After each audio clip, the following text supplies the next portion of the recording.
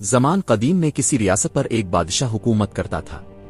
وہ بادشاہ ایک اچھا اور نیک دل انسان تھا، لیکن زیادہ عقل مند نہ تھا۔ اسی لیے اسے ہمیشہ ہوشیار اور سمجھدار لوگوں کی تلاش رہتی تھی تاکہ اس کی رعایا بہتر ہو اور ملک ترقی کر کے دشمنوں کو اپنا غلام بنا سکے۔ بادشاہ کی موجودہ رعایا بھی اسے کچھ خاص کارآمد محسوس نہ ہوتی تھی۔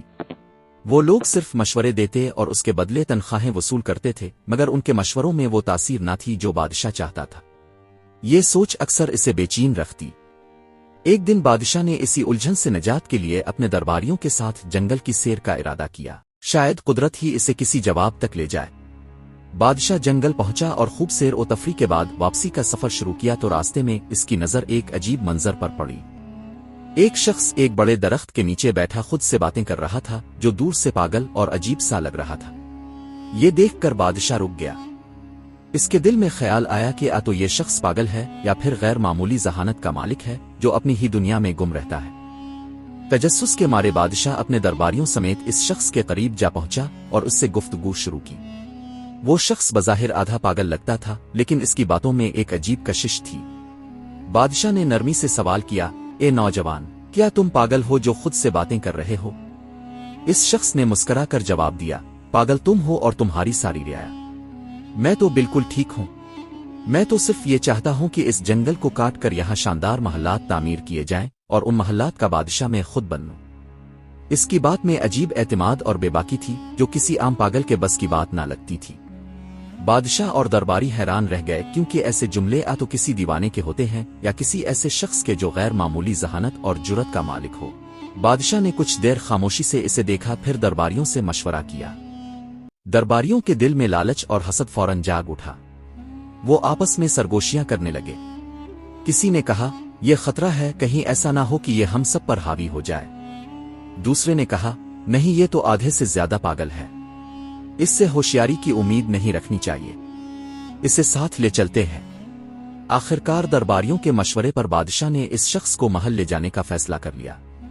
راستے میں اس شخص نے اچانک گھوڑے کو موڑ کر بھاگنے کی کوشش کی، مگر اسے دوبارہ قابو میں کر لیا گیا۔ جب وہ محل پہنچے تو دیکھا کہ لوگوں کی بڑی بھیڑ جمع ہے اور سب خوشی سے بادشاہ کو مبارکباد دے رہے ہیں۔ پوچھنے پر معلوم ہوا کہ جس راستے سے بادشاہ جنگل گیا تھا وہاں دشمن کی فوج گھات لگائے بیٹھی تھی، لیکن راستہ بدل جانے کی وجہ سے وہ بچ گیا۔ بادشاہ نے خاموشی سے اس شخص کی طرف دیکھا اور سمجھ گیا کہ یہ معمولی نہیں۔ اس نے اعلان کیا کہ آج سے یہ شخص اس کے ساتھ رہے گا۔ درباریوں نے اعتراض کیا، مگر بادشاہ نے کہا، یہ تم سب سے زیادہ ذہین ہے، اگر یہ نہ ہوتا تو ہم دشمن کے ہاتھوں مارے جاتے۔ اس طرح وہ شخص دربار کا خاص آدمی بن گیا۔ مگر درباریوں کے دلوں میں حسد کی آگ بھڑک اٹھی اور وہ اس کے خلاف سازشیں کرنے لگے۔ ایک دن انہوں نے اسے بہکا کر بادشاہ کو تھپڑ مارنے پر آمادہ کیا تاکہ وہ سزا پائے۔ اگلے دن اس نے واقعی بادشاہ کو تھپڑ مار دیا۔ بادشاہ کا تاج گر پڑا اور اس کے نیچے سے ایک خطرناک بچھو نکل آیا۔ اگر تاج سر پر رہتا تو بچھو کاٹ لیتا۔ بادشاہ نے اسے گلے لگا لیا اور انعامات سے نوازا۔ پھر درباریوں نے اسے بادشاہ کی کرسی کھینچنے پر اکسایا۔ جب اس نے ایسا کیا تو معلوم ہوا کہ کرسی کا پایا ٹوٹا ہوا تھا اور بادشاہ گرنے سے بچ گیا۔ اسے پھر عزت ملی، حسد بڑھتا گیا۔ آخرکار درباریوں نے دشمن بادشاہ سے ساز باز کی اور جنگ کی سازش کی، مگر جنگ کے دوران ایک شیر نے دشمن بادشاہ پر حملہ کر دیا۔ اس پاگل نے بہادری سے شیر کو مار کر دشمن بادشاہ کی جان بچا لی۔ جنگ رک گئی، دونوں ریاستوں میں صلح ہو گئی۔ اس کی بہادری کے چرچے عام ہو گئے اور بادشاہ نے اپنی بیٹی کا نکاح بھی اس سے کر دیا۔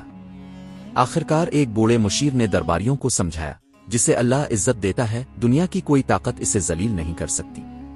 حسد چھوڑ دو۔ سب نے توبہ کی۔